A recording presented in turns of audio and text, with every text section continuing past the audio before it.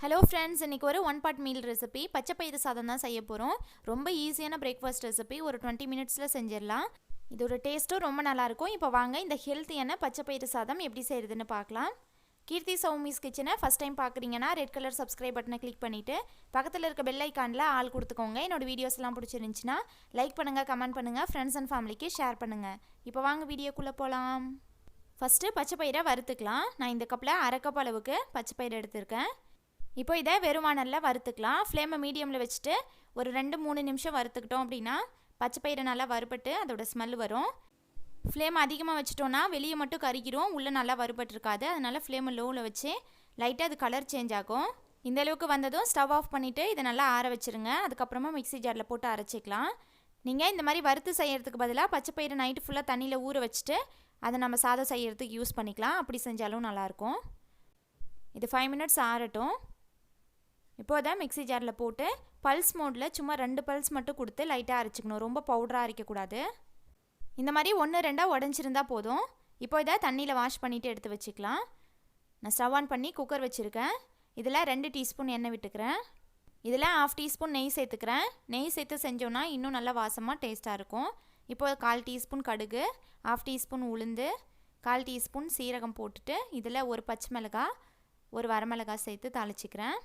சீரகம் கடுகெல்லாம் பொரிஞ்சதும் இதில் ஒரு 6 பல்லு பூண்டு குட்டியாக கட் பண்ணி சேர்த்துக்கிறேன். இது கூட ஒரு பெரிய சைஸ் வெங்காயம், இதையும் பொடியாக கட் பண்ணி சேர்த்து வெங்காயம் ஒரு 2 நிமிஷம் வதங்கட்டும். இதில் ஒரு மீடியம் சைஸ் தக்காளி கட் பண்ணி சேர்த்துக்கிறேன். இது கூட கொஞ்சமாக உப்பு தக்காளி வதங்கிறதுக்கு சேர்த்துட்டு தக்காளி நல்லா மசிஞ்சு சாஃப்டாக வதங்கணும். ஒரு 2 நிமிஷம் இதை வதக்கி விட்டுக்கலாம். அடி பிடிக்கிற மாதிரி இருந்துச்சுன்னா கொஞ்சமாக தண்ணி சேர்த்துக்கோங்க. கொஞ்சமாக கட் பண்ண கொத்தமல்லி தழை, 1/2 டீஸ்பூன் சாம்பார் பொடி, 1/4 டீஸ்பூன் மஞ்சள் தூள் சேர்த்து பச்சை ஸ்மெல் இல்லாமல் வதக்கிக்கலாம். சாம்பார் பொடி சேர்த்தோன்னா சாதம் இன்னும் நல்லா டேஸ்ட்டாக இருக்கும். இருந்தால் சேர்த்துக்கோங்க. கொத்தமல்லி தழை கண்டிப்பாக சேர்க்கணும். பச்சைப்பயிறு சாதத்தில் கொத்தமல்லியோட ஃப்ளேவர் ரொம்ப நல்லாயிருக்கும். இப்போது இதெல்லாம் வதங்கிடுச்சு. இதில் தண்ணி சேர்த்துக்கலாம். நான் 1 கப் அரிசிக்கு 2 கப் தண்ணி சேர்த்துக்கிறேன். நீங்கள் உங்கள் சாதத்துக்கு எவ்வளோ தண்ணி வைப்பீங்களோ அந்த மாதிரி பார்த்து வச்சுக்கோங்க. இது கூட இன்னும் கொஞ்சமாக பச்சைப்பயிறு இருக்கு இல்லையா, அதுக்கு மட்டும் கொஞ்சம் எக்ஸ்ட்ரா தண்ணி சேர்த்துக்கிறேன்.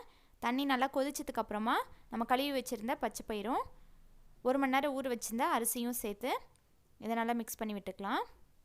குக்கரில் வச்சாலுமே தண்ணி நல்லா கொதிச்சதுக்கப்புறம் அரிசி போடுங்க, அப்போ தான் சாதம் நல்லாயிருக்கும். இப்போ இதில் உப்பு செக் பண்ணிட்டு நான் 1 டீஸ்பூன் உப்பு சேர்த்துக்கிறேன். இப்போது லிட் க்ளோஸ் பண்ணி விசில் போட்டுடலாம். நான் 3 விசில் மீடியம் ஃப்ளேமில் வச்சு எடுத்துக்கிறேன். ப்ரெஷர் ரிலீஸ் ஆயிடுச்சு. ஓப்பன் பண்ணி பார்க்கலாம். சாதம் நல்லா சாஃப்டாக வெந்துருந்துச்சு, நல்லா பளபளன்னு ரொம்ப சூப்பராக இருக்கும் இதோட டேஸ்ட்டு. லாஸ்ட்டாக இதில் கொஞ்சமாக கொத்தமல்லி தழை கட் பண்ணி போட்டுக்கலாம். நெய் விட்டு சாப்பிட பிடிக்கும்னா லாஸ்ட்டாக 1 டேபிள் ஸ்பூன் நெய் சேர்த்து நல்லா மிக்ஸ் பண்ணிவிட்டு சாப்பிட்லாம். அவ்வளோதான், நம்மளோட டேஸ்டியான ஹெல்த்தியான பச்சைப்பயிறு சாதம் ரெடி.